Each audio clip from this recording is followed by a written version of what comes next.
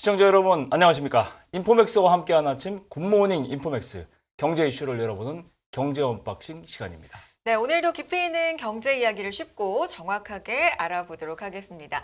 자, 오늘은 이 얘기를 한번 해볼 텐데 지난 수요일부터 시장이 핫한 이슈입니다. 우리가 물가가 너무 오르다 보니까 항상 이 소비자 물가 지수에 매달 좀 집중을 하는데 그렇죠. 지난 수요일부터 계속 시장에 영향을 많이 주고 있어요. 미국의 소비자 물가 지수가 예상치보다 높게 나왔어요. 네, 이게 금리하고 연관이 되기 때문에 네. 굉장히 중요하게 다뤄질 만한데요. 미국 물가 지수가 발표되고 나서 물가 잡으려고 기준금리 또 올리는 거 아니냐. 네, 다음 주에 FOMC도 있고요. 그렇죠. 그래서 이제 이번에는 미국이 뭐 빅스텝, 자이언트 스텝뿐 아니고 그보다 훨씬 많은 뭐 1%포인트 금리 네. 인상도 가능할 것이다. 이런 관측도 나오고 있어서 그 얘기를 좀 해볼까 합니다. 네, 왜 미국에서 금리를 올린다는데 뭐 한국이 들썩이냐 당연한 이야기지만 다 연결이 되어 있고요. 이 한미 금리 역전 때문에 그 차이 때문에 미국이 금리를 올리면 우리도 따라 올릴 수밖에 없는 상황이잖아요. 맞습니다. 그래서 초미의 또 관심사가 되고 있습니다. 오늘 이야기 해볼 거죠? 네, 네. 기준금리가 과연 오르면 그리고 미국과 한국에서 얼마나 오르면 과연 어떤 영향이 있길래 이렇게 난리가 나는 건지 네, 한번 홍경표 기자와 함께 알아보겠습니다. 안녕하세요. 안녕하세요. 안녕하세요. 네. 예. 말씀드렸지만 미국의 8월 소비자 물가 지수가 예상보다 높게 나왔습니다. 서프라이즈였는데 좀 네거티브한 쪽으로 네. 서프라이즈로 나왔습니다. 고강도 긴축에 나설 우려가 커지고 있죠. 네네. 네. 다음 주 미국 연방공개시장위원회 FOMC를 앞두고 이제 금리 결정에 영향을 주는 미국 소비자 물가지수 CPI가 발표가 됐는데요. 네. 물가지수가 시장 예상보다 이제 높게 나왔어요. 이게 전년 동월 대비 8.3% 높게 네. 나왔는데 이 시장 예상은 8%였거든요. 네. 그러니까 0.3% 포인트 이제 좀 상회하는 시장에서 좀 크게 상회한다 이렇게 좀 많이 봤고요. 네. 최근 유가가 안정세를 보이고 경기 침체 우려도 커지면서 치솟는 물가 상승세도 이제 한풀 꺾일 것으로 예상을 했었거든요. 네. 근데 이 전망이 좀 시장 전망이 틀린 거죠. 네.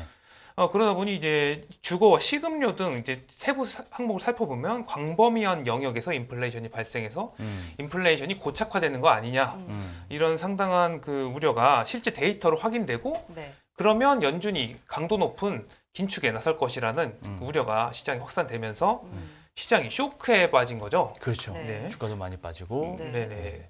그래서 주식 등 이제 금융시장, 위험자산 시장이 크게 많이 흔들렸는데요. 네. 이제 CPI가 발표된 이후 이제 긴축에 따른 위험자산 회피 심리에 이제 S&P 200 지수라든가 나스닥 지수가 5에서 6% 맞아요. 빠졌죠. 예. 이는 이제 2020년 6월 11일 코로나19 확산 우려에 이때도 뭐 기억나시는지 모르시겠지만 5에서 6% 아주 급락했었거든요. 네. 예. 그때와 거의 비슷한 충격, 사실 0.3%포인트 높았다. 어떻게 보면 되게 적을 수 있겠지만 이게 시장이 좀 많이 반응을 한 거죠. 그렇죠. 네. 이게 굉장히 민감해져 있는 거예요. 네. 그래서 이미 뭐 미국이 두 차례나 아주 큰 폭으로 자이언트 스텝으로 금리를 올렸는데도 네. 또 올릴 수 있다 이러니까 굉장히 좀 압박감이 커지는 거죠. 예.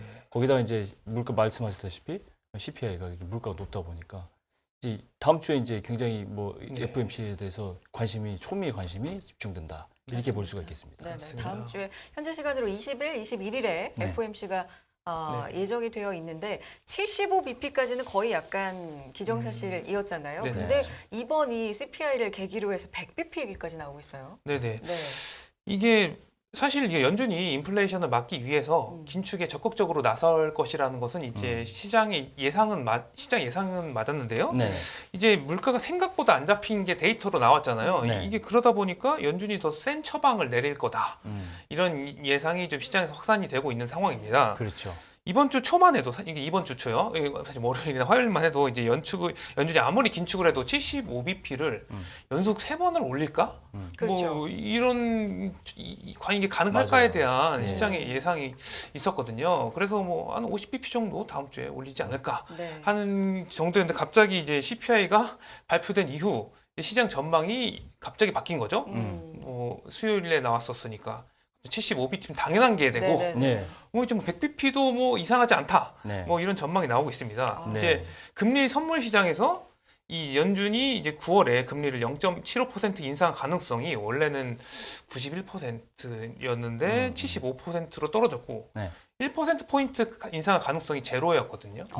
제로였고 이번 초면에도 네. 아예 네. 투표에 없었어요. 제로였는데 25%로 크게 어. 올랐습니다. 75bp 올리는 게 1%, 100bp 올리는 쪽으로 더 많이 베팅을 한다. 이렇게 네, 보면 되는 그렇죠. 거죠. 네네. 그렇죠. 한 번에 이렇게 100bp 1%포인트 올리는 거는 네. 굉장히 이례적인 일인데 네. 이거를 시장에서는 이제 울트라 스텝 네. 이렇게 표현합니다. 네네. 빅 스텝, 자이언트 스텝, 네네. 울트라 스텝 이렇게 되는 거죠. 예, 이게 시장 용어가 있는데요. 이제 중앙은행이 금리 인상 폭에 따라 0.25% 포인트를 올리는 것은 이제 베이비 스텝, 약간 이제 베이비 귀엽죠. 스텝. 이게 이제 이 베이비 스텝. 0.5% 포인트 올리는 건 빅 스텝. 네. 그러니까 베이비보다 크니까 빅 스텝이라고 그렇죠. 불리는데요. 이제 0.75% 올리는 것도 사실 뭐 저희가 최근 몇 년간 저금리 기조에서는 흔치 않은 일이었는데요. 맞아요. 이제 중앙은행 거침없는 행보에 비교해서 자이언트 스텝이라고 이제 최근에 많이 너무 뉴스에 많이 나와 너무 익숙했는데 맞아요. 실제로는 이제 사실 그게 많이 못 들어본 용어입니다. 네. 근데 이제 뭐 1% 포인트를 올린다, 금리를 기준금리를 1%를 바로 올린다 이런 거는 사람들이 보통 들어보지 못했을 가능성이 경험해보지 못한 거죠. 그렇죠. 경험해보지 못한 맞아요. 사상 초유 일인데요. 네. 이를 이제 시장에서는 이제 용어가 또 있더라고요. 이게 음. 울트라 스텝이라고 부르고 있습니다. 아, 네. 이제 앞으로 좀 익숙해지셔야 할 것 같네요. 네. 이게 한국은행이 이제 또 그 출입하다 보면 금리에 익숙해지잖아요. 그래서 그렇죠. 뭐 여러 가지 이야기를 하는데 네. 한국은행에서는 이게 울트라 스텝이냐? 뭐 원래 잘 이게 뭐 용어가 익숙하지가 않았어요. 그렇죠. 기자들 사이에서도.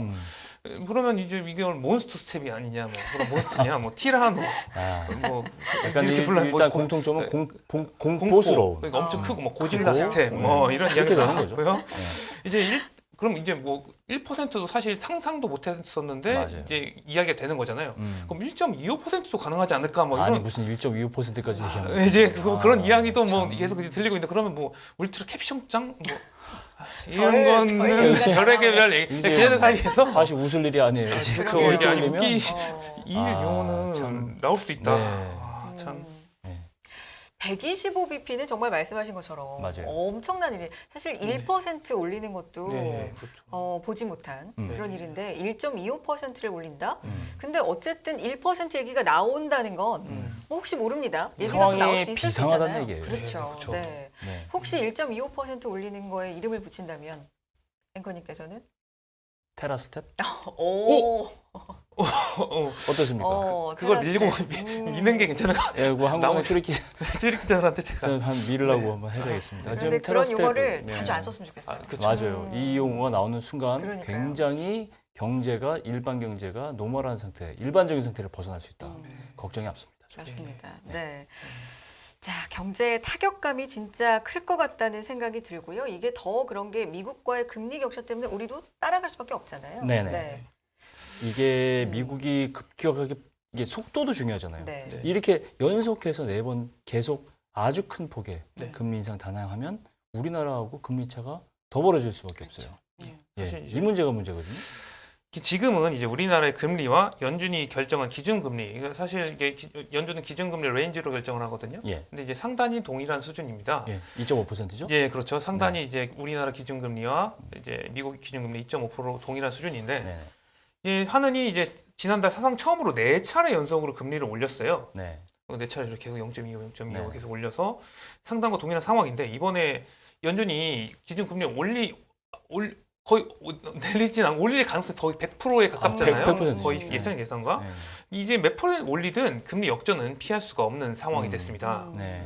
그래요. 미국의 기준금리가 우리나라 기준금리가 그러니까 높아지는 상황, 그럼 네. 우리가 역전된다라고 네. 흔히 표현을 하는데 기준금리 역전의 전례가 있었나요? 네, 이게 금리는 일종의 돈의 가격이라고 그렇죠. 볼 수 있잖아요. 네. 그렇죠. 이제 기준금리는 돈을 빌려줄 때 받는 이자율의 기준점이 되기도 해서 한 나라의 신용과 이제 금융시장 리스크가 반영이 돼 있습니다. 그래서 일반적으로는 우리나라가 미국보다 이제 금리가 높죠. 왜냐하면 우리나라에 금리를 더 줘야 우리나라에 더 투자를 할 수 있을 테니까요. 네, 네. 그래서 일반적으로는 우리나라의 기준금리가 높았는데요. 하지만 이례적으로 미국의 기준금리가 우리나라보다 높았던 이런 적이 있었습니다. 이제 표를 보시면 가장 최근에는 미국 연준이 금리를 급격하게 올리다 보니 올해는 7월 이제 한 차례 금리가 역전된 적이 있고요. 네. 이제 한국은행이 이 금리 역전을 막기 위해 지난달 2.5%로 기준금리를 올리면서 이제 미국 연준의 기준금리 상단과 우리나라 기준금리가 동일하게 됐습니다. 그렇군요. 그리고 과거 사례를 살펴보면 1999년 그러니까 그 IMF 경제 위기에서 회복될 때 그때죠. 네. 과 2006년 8월, 2018년 3월경 테이퍼링이 이제 시작됐을 때 금융 위기가 좀 있을 무렵이죠. 네네. 이제 우리나라와 미국 간 금리 역전 현상이 발생하기도 했습니다. 네. 이 보면 세 차례밖에 없을 정도로 굉장히 이례적인 현상이 벌어지는 목전에 두고 있다. 정확하게. 지금 금리가 같지만, 근데 이게 흔한 일은 아니에요, 진짜. 네네네. 이게 제가 요거를 조금 봤더니 요 시기에 이게 금리가 역전된 세 시기에 우리나라 주식시장을 차트를 봤더니 2번 정도는 네. 국내 주가가 떨어졌어요. 네. 그럼 외국인 자금 유출이 원인이다 이렇게 기록이 네. 돼 있는데 네네. 일반적으로는 어떤 현상들이 좀 발생할까요? 이게 숫자만 놓고 보면 이제 미국의 금리가 높다는 거는 이제 미국에 투자했을 때 돈을 더 쳐주겠다 뭐 이렇게 볼 수 있는데요. 쉽게 네. 말하면 네, 그러면 외국인들이 우리나라에서 투자를 할 유인이 상대적으로 적어지게 되는 거잖아요. 그렇죠. 그러면 이제 미국으로 유동성이 이제 흡수가 되게 됩니다. 네, 그러면 이제 일반적으로 자본 유출이 발생하고 이제 우리나라 외환 시장에서 달러가 빠져나가면서 이제 달러 강세가 유지가 되고 우리나라 달러원 환율은 그러니까 상승하게 되는 거죠. 그렇죠. 네네, 상승 압박 요인으로 작용하게 네. 되니까 네. 실질적으로 우리나라가 환율이 이제 상승했을 때 지금도 마찬가지지만 주식시장이 대부분이 약세를 네. 보였거든요. 맞습니다. 네. 예. 아까 말씀드린 이제 금리 역전 시기에 2006년을 제외하고는 환율이 일제히 상승하는 흐름을 보였습니다. 네. 네. 기준금리가 역전이 되면 그러니까 상대적으로 달러 쪽에 투자할 메리트가 더 커지는 높아지는 거고 네네. 그렇죠. 그러니까 외화가 유출될 가능성이 훨씬 더 요인이 많아지는 거고 네네. 네. 그러다 보면은 원달러 환율도 상승 쪽으로 네. 상방 쪽으로 더 될 수밖에 없다라는 말씀이신데 사실 환율이 요즘도 굉장히 불안하기 때문에 네. 이렇게 되면은 훨씬 더 불안 요소가 더해지는 거네요. 예, 그렇죠. 이제 이번 주 CPI 발표되고 네. 이제 미국의 급격한 금리 인상이 전망되자 여지없이 달러는 강세 흐름을 그렇죠. 나타냈습니다. 네. 이제 최근 주요 6개 통화에 대한 달러 가치를 보여주는 달러 인덱스 같은 경우는 네. 이제 한때 110선을 넘어섰고요. 이는 2002년 6월 이후 20년 2개월여 만에 가장 높은 수준입니다. 이에 금융시장에서는 달러가 뭐 최근 많이 나오고 있죠. 뭐 킹달러, 가달러로 불리고 있고요. 네. 이제 달러원 환율은 뭐 어제만 해도 1,395원을 넘어서 1,397원을 찍고 약간 좀 조정이 왔는데 이제 금융당국이 어제도 금융당국의 외환당국이 네. 이제 개입을 또 했었죠. 네. 이는 이제 금융위기 당시 2009년 3월 이후 13년 5개월여 만에 가장 높은 수준이고요. 오늘 이제 시장을 좀 주목해 봐야겠지만 1,400선도 이제 목전에 두고 있습니다. 오늘 네. 뭐 간밤에 나스닥 지수가 좀 이제 좀 하락세를 보였기도 했고요. 이제 시장 전문가들은 FOMC를 앞두고 환율이 1,400선 상단을 이제 뭐 테스트 계속 하고 있죠. 테스트 하겠죠. 네, 높다고 평가하고 있고 연말에는 1,450원 전망도 나오는데 이게 뭐 1,500원은 아직 구체적인 뭐 데이터로 나오진 않았지만 1,500원도 네. 이게 좀 위기가 좀 커지면 이게 뭐 외환위기 당시나 볼 수 있을 법한 네. 그냥 환율 수준인데 그렇죠. 지금 이게 뭐 엔간이 올라야 음. 뭐 달러 표시 자산에 투자를 하고 이렇게 할 텐데 사실 그런 얘기도 안 나오는 게 네. 너무 과도하면 네. 상황이 어떻게 될지 몰라요. 네, 맞습니다. 달러 자산 투자하는 게 문제가 아닐 수도 있습니다. 음. 그래서 근데 일단 뭐 FOMC를 봐야 되는데 다음 주 이게 파월의 한마디로 시장이 완전히 출렁이는 그런 상황이잖아요. 네. 이번에 자이언트 스텝 이상의 그 인상을 보일 거는 뭐 거의 확실하고. 근데 앞으로 금리 기조가 어떻게 계속될 것인지 또 다섯 번째로 또 이어질 것인지 네. 연말까지 얼마나 이어질 것인지 네. 이게 궁금하거든요. 네, 예. 지금 다음 주 목요일이죠. 목요일 새벽 정도에 모든 이제 시장 참가자들이 뭐 주식이든 채권 뭐 다들 집중을 하고 있는데요. 연준이 이제 물가를 잡기 위해서 강하게 금리 인상 기조를 가겠다고 공언한 가운데서도 네, 네. 이제 FOMC에서 뭐 매파적 발언이 한 번 더 나올 수도 왜냐하면 소비자 물가 지수 다음에 첫 FOMC 때문에 강하게 또 한 번 나올 수도 있고요. 그렇죠. 여기서 연준이 이제 1%포인트, 그러니까 100bp를 올리는 울트라 스텝에 나선다는 결정을 내린 데다가 매파까지 나오면 환율이 그 다음날 이제 환율이 좀 많이 좀 주목을 해봐야 될 것 그래요. 같습니다. 네. 네네. 그래요. 안 그래도 환율 때문에 요새 상당히 시장이 좀 불안한 상황인데 네, 그렇죠. 계속해서 정말 예의주시를 해야 될 것 같고요. 미국과 우리나라의 금리 차, 외화가 좀 빠져나간다 뭐 이런 이야기 지금 하고 있는데 우리한테는 트라우마가 있어요. 네. 뭐 외화 유출에 외환위기도 대한 그렇고 거 있죠. 그렇죠. 네. 뭐 IMF 때도 그렇고 외화 유출에 대한 우리나라 외화 보유액이 얼마나 되냐 이런 어떤 네. 좀 불안감, 트라우마가 있는데 그것 좀 점검해 볼 필요가 있을 것 같아요. 예. 그래서 제가 외환 보유액을 한번 찾아봤는데요. 네. 이 표를 보시면 우리나라의 지난달 말 기준 외환 보유액은 4,364억 달러로 올해 들어 지속적 감소세에 있습니다. 이게 지난해 11월 달에 좀 고점을 찍고 네. 이제 계속 감소세에 있는데요. 음. 그래도 이제 현재 우리나라의 외환 보유액 규모는 세계 9위 수준으로 네. 아직까지는 견조한 수준으로 평가를 받고 있습니다. 그렇죠. 그렇게 평가를 하고 있고요, 정부에서도. 추경호 기획재정부 장관은 환율이 치솟자 이달 초 외환시장 쏠림 현상을 당국이 예의주시하고 있다. 이게 사실상 구두 개입인 거죠. 네. 이제 여전히 한국의 외환 보유고가 시장 변동성 충격을 흡수할 만큼의 어떤 안정성을 가지고 있다. 이렇게 시장을 안정시키는 발언을 이제 했고요. 네. 아직은 이제 자본 유출 우려도 적고 우려할 수준은 아니다. 뭐 이라는 거를 이렇게 얘기를 한 건데요. 네. 만약에 이제 미국이 급격하게 금리를 올리고 네. 뭐 우리나라 금리가 이를 따르지 못한다고 하면은 네. 자본 유출 현상이 발생할 수 있다. 이런 우려도 좀 커지고 있는 상황입니다. 예, 우리나라 주식, 특히 주식시장 같은 경우는 외국인 자금이 거의 뭐 굉장히 중요한 요소잖아요. 이게 이제 환율 때문에 유출이 된다. 예, 빠르게, 빠르게. 비정상적으로 예측과는 달리 이렇게 되면 이제 상당한 변수가 되는 거예요. 네네. 이게 문제인데 우리 경제 전체적으로 이제 마주하게 될 충격이 크다 이렇게 네. 볼 수 있겠죠. 예. 이제 일반적으로 환율 상승 같은 경우는 우리나라 수출에 긍정적인 영향을 준다. 이게 근데 이 적당히 올라야지. 네, 네. 맞아요. 이제 정상적으로 좀 이제 상승 추세를 해야 좀 이제 긍정적인 영향을 주는 건데 이제 최근에는 원자재 대란이 발생하는 속에서 수출 증대보다 수입 물가 상승폭이 더 크잖아요. 그게 문제잖아요. 그게 네. 이제 고환율이 이제 경제에 악영향을 주고 있다는 분석이 또 나오고 있습니다. 네. 이제 달러로 이제 유류비와 항공기 리스를 지급해야 하는 항공사들은 고환율에 당연히 직격탄을 받고 있고요. 네. 반도체 업계에 따른 반도체 업계 같은 경우는 환율 상승에 따른 이제 물건 이제 매가 상승의 효과는 있지만 투자를 상당히 많이 해야 되는 글로벌 경쟁을 하다 보니 투자 를 상당히 많이 해야 되는데 그렇죠. 환율이 올라 버리면 투자하는데 또 비용이 더 많이 들게 되고요. 그렇죠. 배터리와 이제 자동차 같은 경우는 뭐 배터리 같은 경우 최근에 뭐 LG 에너지 솔루션 같은 경우는 주가가 오르기도 했지만 인플레 이제 감축법에 따라서 이제 친환경 투자가 좀 증가할 거다. 뭐 긍정적 요소도 있지만 네. 뭐 이것도 사실 투자를 해야지 네. 그렇죠. 뭐 가능한 거잖아요. 저희가 그렇죠. 대규모 투자가 또 네. 예상이 되어 있고 네. 그런데 이런 투자를 하려면 또 환율이 오르다 보면 돈이 네. 더 많이 들게 되니까 계획을 잡아놨던 거에서 틀려요. 그러니까 그리고 연초에 보면 기업들, 우리나라 주요 기업들이 수출 네. 기업들이 잡아놨던 환율이라는 게 기준 환율이라는 게 있어요. 거기에 맞춰서 그렇죠. 약간 손익을 따져놓고 투자도 따져놓고 했는데 네. 이게 틀어지다 보면 그렇죠. 계획대로 안 되면 다수정이에요. 그죠? 그죠? 예, 그런 문제가 있는 거죠. 예. 경제 언박싱에서도 여러 번 다뤘습니다만 우리 경제가 또 수출도 물론 중요하지만 원자재를 좀 많이 수입해서 네. 다시 수출하는 구조가 많기 때문에 이 네. 부분도 환율에서는 상당히 좀 네. 부담스러운 것 같고요. 말씀해 맞아요. 주신 것처럼. 네. 자, 한국은행 미국에서는 FOMC를 통해서 금리가 결정이 된다면 우리나라는 이제 한국은행 금통위를 통해서 네. 금리가 결정이 되는데 이런 상황 당연히 인지하고 예의주시하고 있을 텐데 네. 역전, 금리 역전이나 뭐 이런 상황에 대해서 한국은행의 언급이 없었는지 궁금한데요. 네, 이제 한국은행에서도 이제 예의주시하고 있죠, 네네. 당연히. 이제 지난달 한국은행 금융통화위원회에서도 이제 미국이 이제 금리를 급격하게 올리면서 한미 금리 차를 예의주시해야 된다라는 의견이 이제 공식적으로 있었습니다. 그렇죠.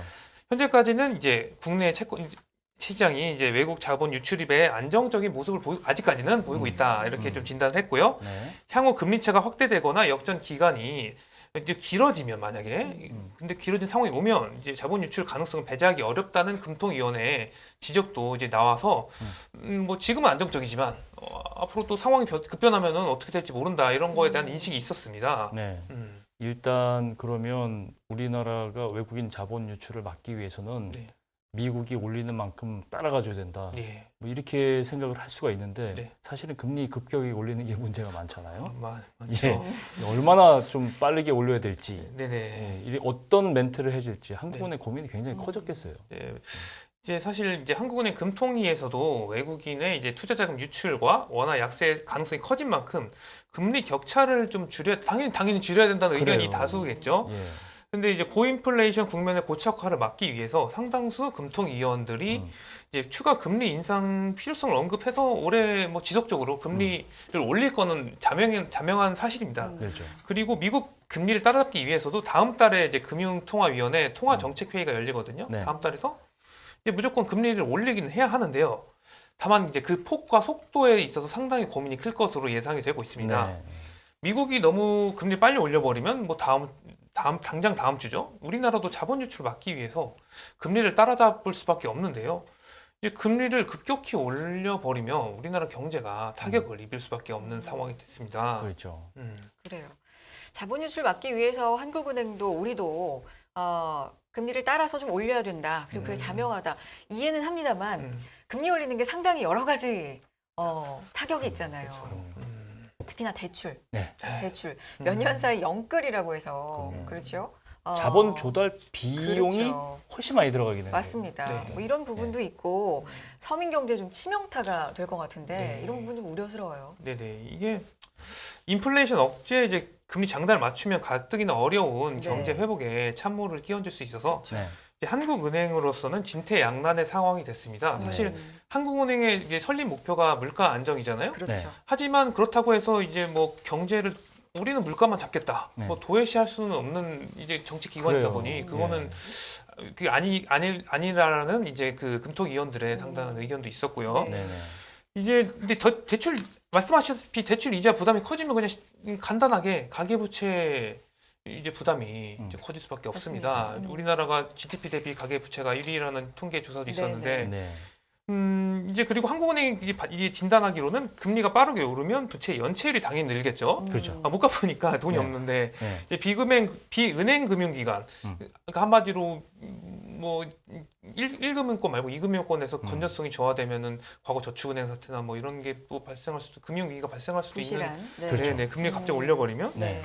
이제 빠른 속도의 금리 인상 리스크도 인지를 하고 네. 있습니다. 네.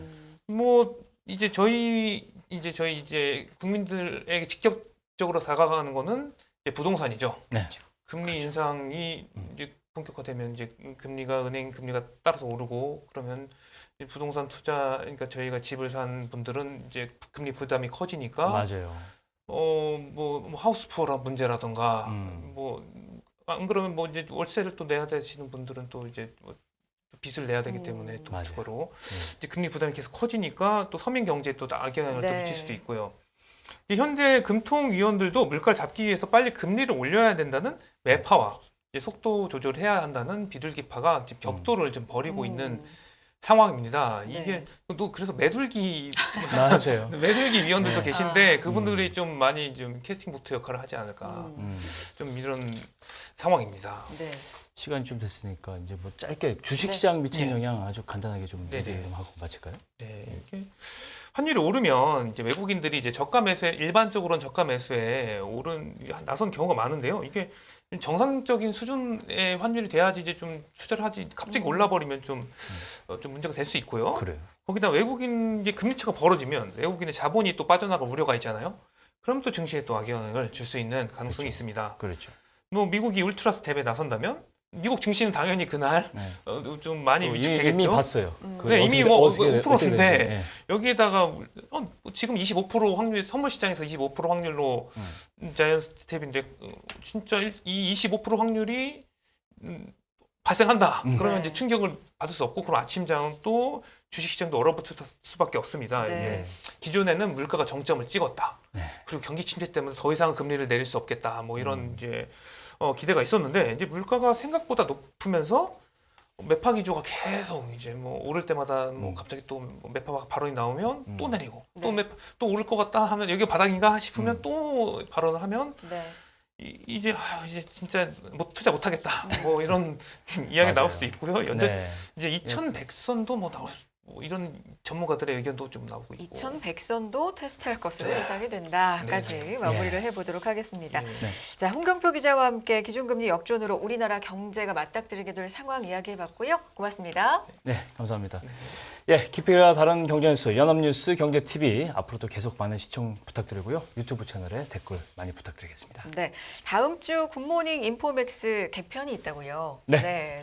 조금 더 달라진 모습으로 알찬 소식 가지고 인사드리도록 하겠습니다. 함께해 주신 여러분 고맙습니다. 감사합니다.